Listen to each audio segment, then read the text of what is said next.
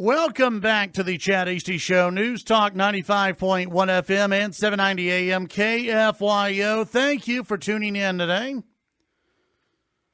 Phone lines open 770-5790, 1-800-687-0790. You can send in your thoughts via email, chad@kfyo.com. That's chad at KFYO.com. The text line always open.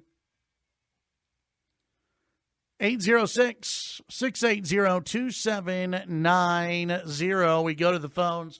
And joining us from the RNC, our good friend, the Deputy Press Secretary, Mike Joyce, joining us here on the Chad Easty Show. Mike, good morning. How are you today?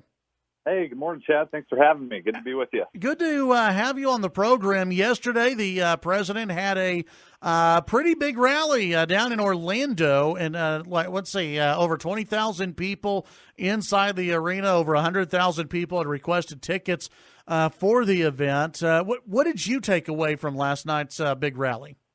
You know, I think the biggest takeaway was that you really saw the clear contrast between what's really at stake in this upcoming election.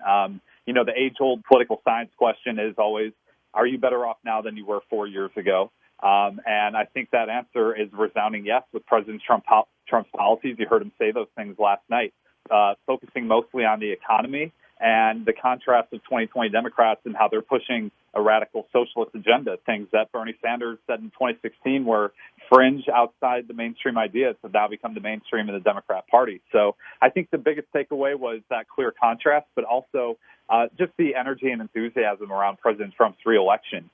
Those crowds, those numbers that you had mentioned, Chad, you don't get those numbers for 2020 Democrats at any event in any state, anywhere in the country. Also factor in the fact that we had about 800 watch parties going on in all 50 states around the country last night.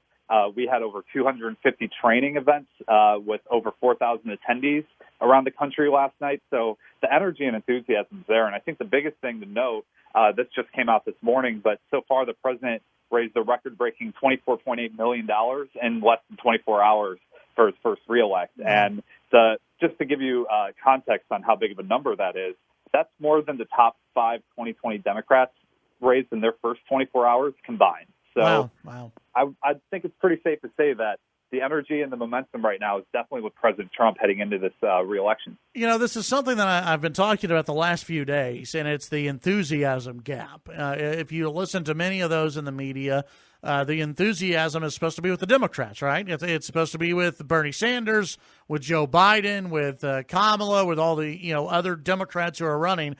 And as you mentioned, no one's showing up to their events. I mean, you don't see the type of rally or even a tenth of the type of the rally that the president had last night with any of these folks on the left. It just seems to me the president has the enthusiasm, and the Trump supporters who are out there, they're the ones who are winning the enthusiasm battle right now. Absolutely. And, I think there's so many things that the president's done for this country that has people excited and has them fired up to not only vote for him in November, but to actually get out and, knock on doors and make phone calls and do the things that it's going to take to win this election. And when you have over 6 million jobs created, historic tax cuts, better trade deals, 2 Supreme Court justices, another 117 federal judges, the defeat of ISIS, they're on the run now, the military being rebuilt, the U.S. Embassy in Israel being moved to Jerusalem, being tough on China, fighting for our veterans. Those are things that matter to people and get people excited at the end of the day. For me, I'm more of a millennial. I'm a younger guy. So the 2 times I ever noticed a big federal government policy impacting me was when I had to pay Obamacare. I noticed that money coming out of my paycheck. And the second time was on tax reform when I noticed that I got more money put back in my paycheck of my own take-home pay. So I think at the end of the day, people see policies are actually making an impact in their day-to-day lives, and that's where this energy and enthusiasm is coming from. And that allows us to take these same people, get them out into our operation for turnout and knock on doors, make phone calls, talk to other voters, et cetera, to help make sure that President Trump wins a very big landslide election in 2020. You know, the polls were wrong in 2016. The polls, a lot of the midterm polls were wrong, especially down in Florida, by the way, were wrong in 2018. This year, we're already seeing the polls that the president's going to get crushed in Texas by Joe Biden, that the president's going to get crushed in Florida by Joe Biden. What do you tell people this early on when we're 502 days away from Election Day? What do you tell people about the polls? Yeah, I think one thing I can tell people is just look at Texas and the stories that get written up in Texas every single year. You look at the Lyceum poll or anything else. In 2014, it was Wendy Davis and the Castro brothers are going to turn Texas blue. In 2016, there were polls coming out just weeks before the election saying Hillary Clinton's within the margin of error in Texas.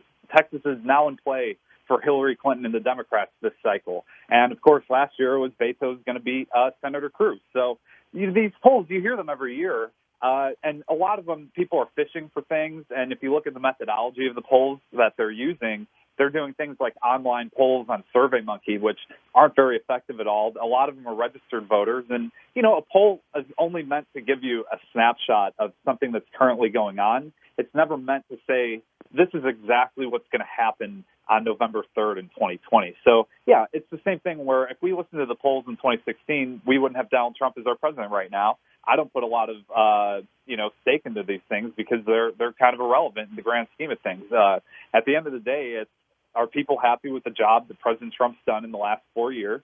And is the economy booming right now? I think that's an absolute yes. So those are the things that are going to matter in 2020, and those are the things that are going to get independent voters to come out and vote for this president. And I talk to independent voters all over the country, and a lot of them tell me, I don't like every single thing the president might tweet or say or do, but I like the tax cuts I got from tax reform, and I like the fact that the economy is booming right now. My wages are going up. I'm getting a better job. There's, unemployment levels are at record lows right now. Those are the issues that are going to matter, not a poll in June of 2019. Mike, before we let you go, talk about the operation that the RNC has going right now, and that you are going to be rolling out, and you touched on it a little bit with the volunteer trainings that y'all have been having.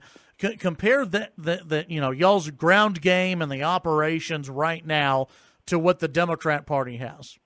Yeah, I think the biggest thing to start with, first and foremost, is just the amount of money that we're raising and the Trump campaign is raising and Trump Victory is raising. They don't have that kind of cohesive effort where you have the presidential campaign already working hand in glove with your national party. So while you have 24 Democrats on their side beating each other up on a debate stage, not sharing data with one another, all of that data on the Republican side, from President Trump down to local county commissioner, Senator Cornyn, you name it, they're all using the same data system. We're all using the same systems to raise money and things like that.